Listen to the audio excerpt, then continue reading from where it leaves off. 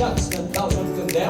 This is the heritage of the servants of the Lord. When you confess them, the words of God, when they come out of your mouth, they do something for you, because these words are powerful. The Bible tells us in John 6:63, the words that I speak unto you, they are spirit and they are life.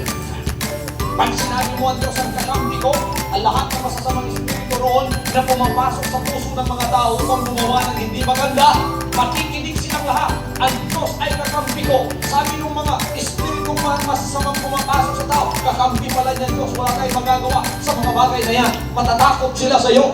Because anything that is happening in the physical realm, first, it happens in the spiritual realm. Lahat ng nagpapaandar sa ating katawan ay mga espiritu. Halimbawa, tayong lahat dito, mayroong katawan. Taas ang lahat ng may mga katawan. Hindi nagtaas ang Recent. Okay. Tayo lahat may katawan. Alam po ba rin yung purpose?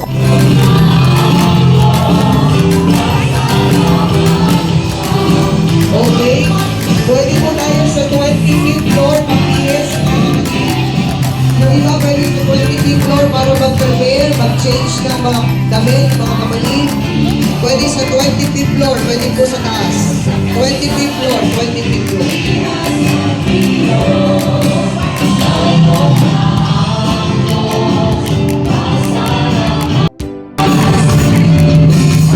Okay, iusap po natin yung mga tables and chairs, mga chairs para makapasok po yung mga table natin.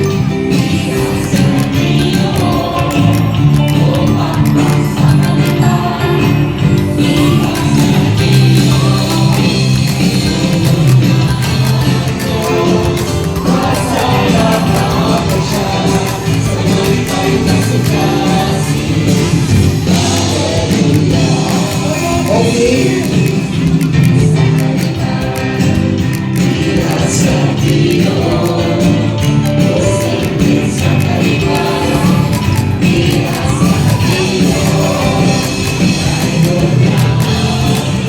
Isa lang po natin ang muli, paano sila po yung mga tables and chairs po natin.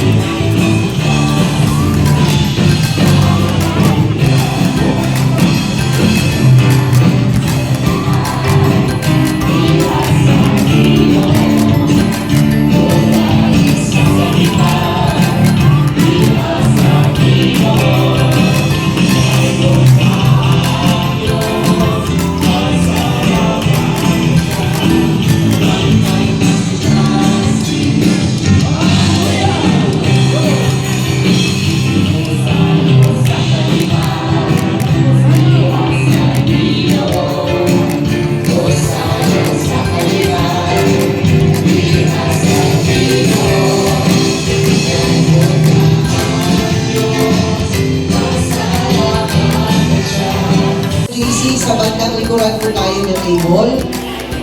Ang mga taga-Keo JC at yung mga full-time workers, dyan po tayo sa table 19 to 28. Ang table 120 ay para po sa mga taga-Marisol. Hindi po kasama sa county yung first two tables dito sa harap.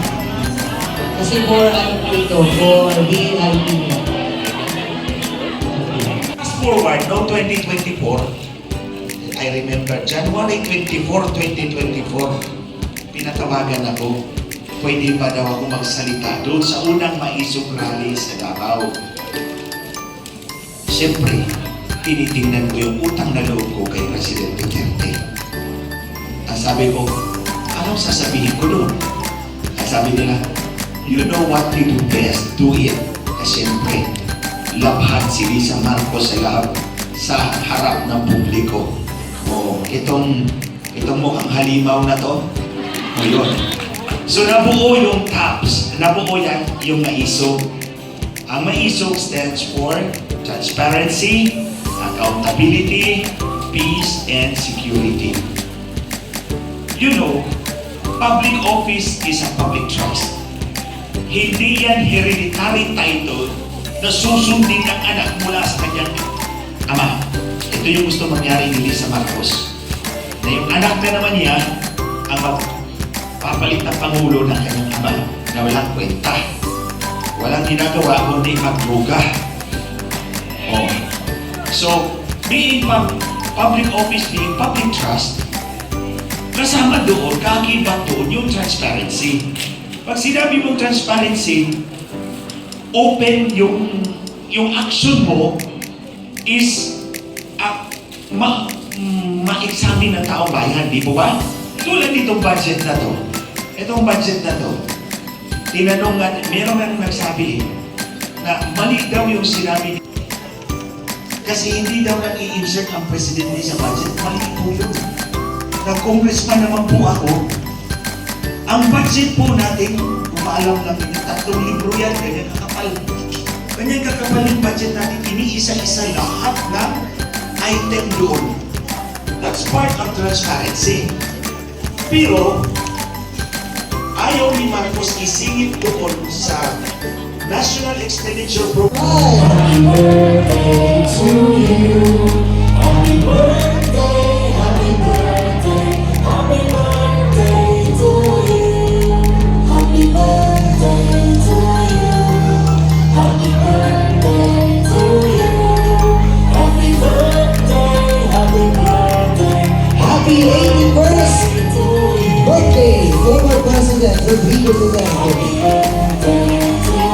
Pwede po kayo pumunta dito sa stage, pwede kayo mag-selfie mga kabayan. Happy birthday, happy birthday, happy birthday to you. Happy birthday to you. And also happy birthday to Mr. Leoncio Evasco Jr. Maligayang arawan kay Sir Leoncio Evasco. Greetings from Maisu, Malaysia. Alright.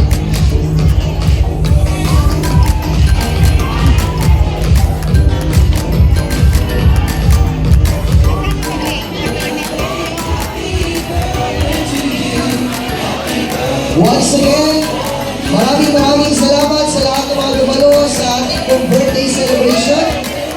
Once again, our hearts full of gratitude, joy, and renewed connection with one another.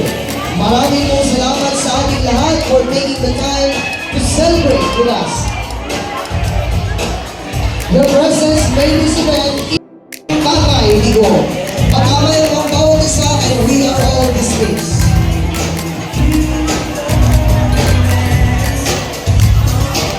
Happy birthday to Sir Leoncio Evasco.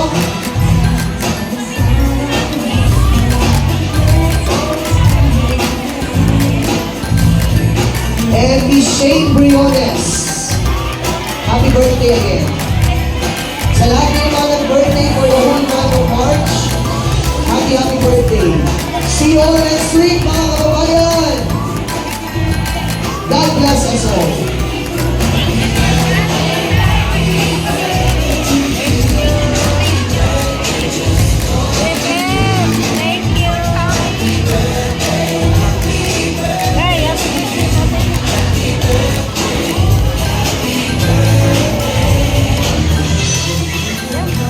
Okay, wala mo muna maalis mga kababayan para sa ating group greetings. Group picture. Pwede mo tayo